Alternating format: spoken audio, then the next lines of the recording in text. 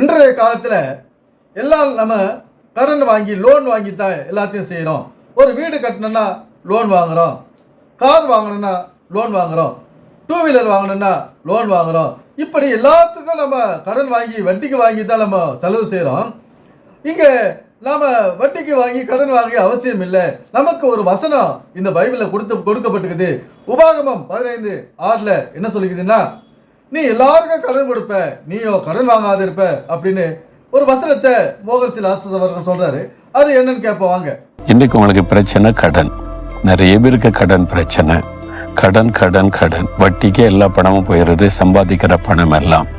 அதனால உழைப்பெல்லாம் வீணாகி கொண்டே இருக்கிறது. வீட்டு கடன், அப்புறம் காரு கடன், பைக்கு கடன், அப்புறம் திருமணத்துக்கு வாங்கின கடன், ஆஸ்பத்திரிக்கு செலவான கடன், பலவிதமான கடன். சிலருக்கு இது மாதிரி காரணமே இருக்காது. கடன் வாங்கி வாங்கி வாங்கி செலவு பண்ற ஒரு பழக்கம், வீண் செலவு பண்ணுவது. இது மாதிரி பாவ காரியத்திற்கு செலவு பண்ண கடன் வாங்குவது. ஏதோ ஒரு காரியத்துல கடன் பிரச்சனையில் அகப்பட்டு கொண்டீங்க, அதுல இருந்து வெளியே வர முடியல, அதனால வேதனை. ஆண்டவர் என்ன வாக்கு கொடுக்கிறார் தெரியுமா உங்களுக்கு? உபாகமம் 15:6 உன் தேவனாகிய கர்த்தர் உனக்கு சொன்னபடி உன்னை ஆசீர்வதிப்பதினால் நீ அநேகம் ஜாதிகளுக்கு கடன் கொடுப்பாய், நீயோ கடன் வாங்குவதில்லை.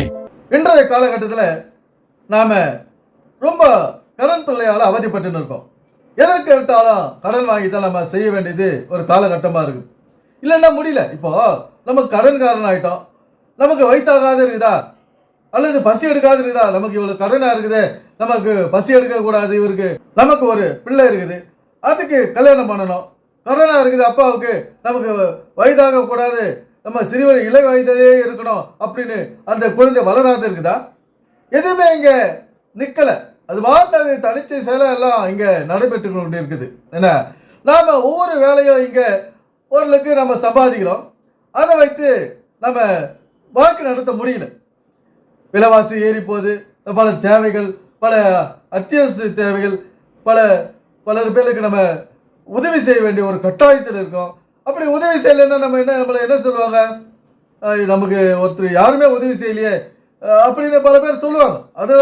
அதனால நம்ம கடன் வாங்கியாவது அந்த காரியங்களை முடிக்கிறதுக்கு நம்ம பிரயாசப்படுறோம். இப்படி கடன் மேலே கடன், கல்யாணம் பண்ணுறது, பிள்ளைகளுக்கு கல்யாணம் பண்ணுறதுக்கு கடன், இப்படி அவர்களுடைய படிப்புக்காக நம்ம கடன் வாங்குறோம். எப்படி? கல்விக்காக. அந்த கல்விக்காக வாங்குற கடனை இவர் மோகன் ஆசிரியர் சொல்கிற பார்த்தீங்களா, அந்த கல்வி பக்கமே இவர் போக மாட்டார். இப்போ புதிய கடன் ஒன்று வந்துருக்குது, அதுதான் கல்வி கடன். இன்றைக்கி எல்லாருமே கல்வி கடன் வாங்கி தான், லோன் வாங்கி தான் படிக்கிறாங்க. அதெல்லாம் இவர் பற்றி பேச மாட்டார். கல்வி பக்கமே திரும்ப ஸ்கூல் பக்கம் போனாரா இல்லைன்னு தெரியல. இவர் பிள்ளைகளுக்கு ஒரு நல்ல கல்வி கொடுக்கணுன்ற ஒரு விஷயத்து கான்செப்டுக்கே இவர் வரமாட்டார். இன்னைக்கு கல்வி கூட கடன் வாங்கி தான் படிக்கிறோம். ஏன்னா இப்படி எல்லாத்துக்கும் கடன். ஏன் இந்த கடன் இல்லாத வாழ்க்கை நம்ம வாழ முடியாதா? அதை நம்ம சிந்திக்கணும். ஏன் வாழ முடியல? அப்போ நம்ம சம்பாதிக்கிற சம்பாதனை, நம்ம கஷ்டப்பட்டு ஒரு சிறு வயதுலேருந்து பள்ளிக்கூடம் போகிறோம், அதுக்கு உண்டான பிரயாசம் எவ்வளோ படுறோம்? பஸ்ஸில் போகிறோம், சைக்கிளில் போகிறோம், நடந்து போகிறோம், நமக்கு ட்ரெஸ் வேணும், சாப்பாடு வேணும், புக்கு வேணும், பென்சில் வேணும், பேனா வேணும், இவ்வளோ நம்ம செலவு பண்ணுறோம் இந்த படிப்புக்காக. இந்த படிப்பை வாங்கிறதுக்கு இப்போ லோன் வாங்கி படிக்கிறோம். ஏன்னா இப்படி கடன் ஆகி போகுது. படித்து முன்னேற வேண்டிய ஒரு காலகட்டம். அந்த படிப்பை நம்ம தவிர்த்துட்டு இந்த உலகத்தில் நம்ம வாழ முடியாது. அதை பற்றிலாம் பேச மாட்டார். படிப்பை பற்றியும், படிப்புக்கு வாங்குகிற கடனை பற்றியும் பேச மாட்டார். ஏன்னா இப்படி பல கடன்கள் நமக்கு தலைமையில வீழ்ந்து போகுது. மாதம் நம்ம சம்பாதிக்கிறத அந்த கடன்காரனுக்கு பிரித்து கொடுத்துட்டு, வட்டிக்கு வாங்கினத திருப்பி கொடுத்துட்டு, வட்டி கொடுத்துட்டு தான் உட்காந்துக்கிறோம். அசல் என்னைக்கு கொடுப்போமோ. இப்படி நம்முடைய இந்த கிறிஸ்துவனுடைய நிலைமை. இந்த கிறிஸ்துவ நிலைமை என்னாவது? பைபிள் படிக்காதவங்க, கிறிஸ்துவ அல்லாதவர்கிட்ட போயிட்டு நம்ம கடன் வாங்குறோம். நம்ம நிலைமை பாருங்க. ஏன் இந்த நிலைமை? நாம சம்பாதிக்கிற காசை நாம பத்திரப்படுத்தி வைத்துக் கொள்வதில்லை. நாம சம்பாதிக்கிற கஷ்டப்பட்டு வேலை செஞ்சு இரவும் பகலும் அதுக்காக ஓடி பஸ்ஸை பிடிச்சி, பஸ்ஸு போயிட போகுது, ட்ரெயின் போயிட போடுதுன்னு அர்ஜென்ட்டாக ஓடி வந்தது வேகாதமாக சாப்பாடு சாப்பிட்டு படித்து வேலைக்கு போயிட்டு சம்பாதிக்கிற காசை நாம் சேர்த்து வைக்கிறது கிடையாது. சேமிப்புன்ற ஒரு பழக்கத்துக்கு கொண்டு வர்றது கிடையாது. அது எதனால் இப்படி சேமிக்க முடியல? அதுக்கும் காரணம் இவர் தான். தசமபாகம் கொடுங்க, காணிக்க கொடுங்க. இன்னைக்கு எவ்வளவு கொடுக்குறீங்களோ அவ்வளவு உங்களுக்கு ஆசீர்வதிப்பாரு. அவ்வளவுதான் ஆசீர்வதிப்பாரு. அதுக்கு மேல உங்களுக்கு ஆசீர்வாதம் கிடைக்காது. 10 ரூபாய் கொடுத்தா 10 ரூபாய்க்கு தான் கிடைக்கும். 100 ரூபாய் கொடுத்தா 100 ரூபாய்க்கு தான் கிடைக்கும். 10,000 ரூபாய் கொடுத்தீங்கன்னா 10,000 ரூபாய்க்கு உண்டான ஆசீர்வாதம் தான் உங்களுக்கு கொடுப்பாரு. இப்படி இவர் தப்பா நமக்கு சொல்லி பயமுறுத்தி நம்முடைய மூளையை செலவு பண்ணி அதை சிந்திக்க விடாத நாம சம்பாதிக்கிற காசை மோகன்சிதாஸ் அவர்கள் காணிக்கை என்ற ரூபத்தில் அதை வாங்கி நம்முடைய கைகளை வெறுங்கைகளாக மாற்றிவிட்டார். நம்மை கடனிலே தள்ளிவிட்டது இந்த மோகன்சிங் லாசஸ் அவர்களே, வேற யாரும் காரணம் கிடையாது. இது போன்ற ஆட்கள் தான் பைபிளை வைத்துக்கொண்டு மக்களுக்கு நல்ல வழி சொல்ல போறேன், மக்களுக்கு ஒரு செழிப்பான வழி, வளமான வாழ்க்கையை நம்ம காட்ட போறோம், இந்த வேதத்திலிருந்து நினைச்சு இவங்க தப்பா சொல்லி அதை நாம ஃபாலோ பண்ணி இன்னைக்கு நாம கடன்காரர்களாக இருக்கிறோம். பிள்ளைகளுக்கு கல்யாணம் பண்ணலாம் கடன் வாங்குறோம், எல்லாத்தையும் கடன் வாங்குறோம்.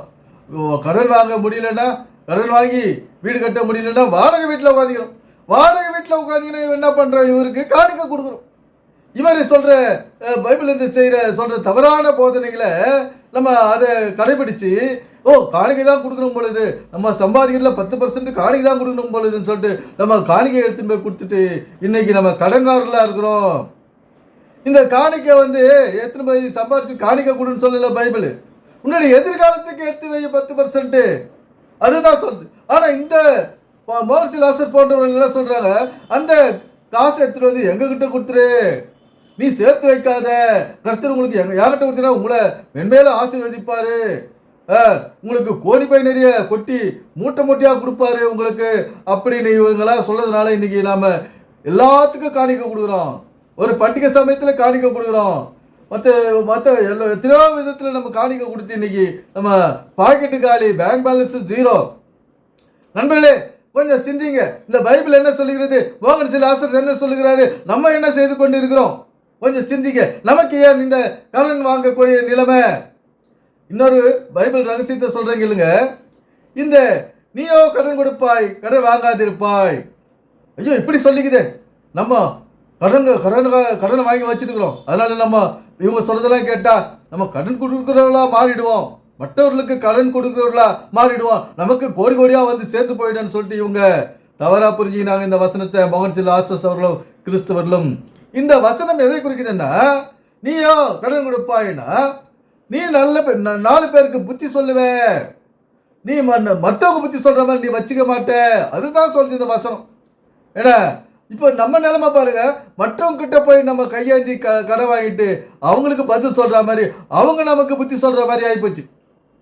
அவங்க நமக்கு ஏங்க இப்படியெல்லாம் நீங்க சிக்கனமா இருங்க, வர வருமானத்தை சேர்த்து வைங்க, செலவு பண்ணாதீங்க, நல்லா சம்பாதிங்க அப்படின்னு மற்றவர்களுடைய ஒரு அட்வைஸை நம்ம கேட்டு வாழ வேண்டிய நிலைமைக்கு ஆளாயிட்டு இன்னைக்கு.